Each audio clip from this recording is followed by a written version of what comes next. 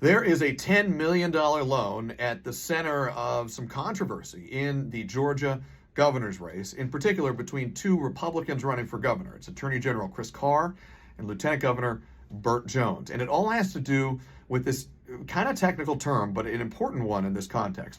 It's called a leadership committee. So let's explain what that is, and then let's talk about what's going on, why it's important. A leadership committee is a special, kind of unique fundraising vehicle for candidates, for politicians in Georgia. It allows them to raise unlimited funds, and it has some other advantages that I'll get into in a second. In short, it's a very appealing thing for a candidate to have access to.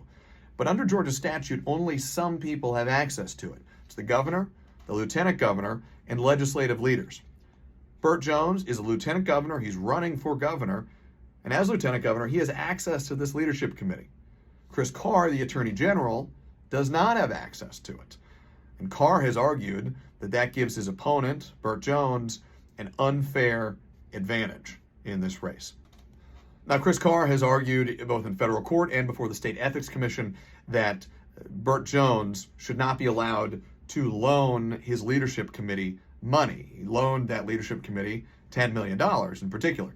The federal case was dismissed for lack of standing back in August, and today, on Wednesday, just in the last few hours, we got a hold of an advisory opinion from the State Ethics Commission that says that candidates are allowed to loan personal funds to leadership committees.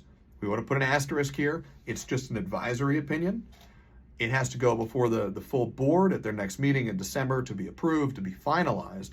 But if it is finalized, it'll be another setback for Chris Carr's ongoing efforts to block Burt Jones from donating or from loaning his campaign millions of dollars. Both of the campaigns responded in their own way today. I want to look at my notes here to make sure we get it right.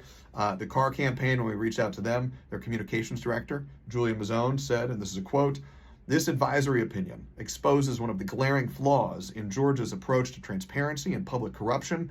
There is a cloud of unethical, illegal, and corrupt behavior that follows Burt Jones. This is just a small piece of a larger story."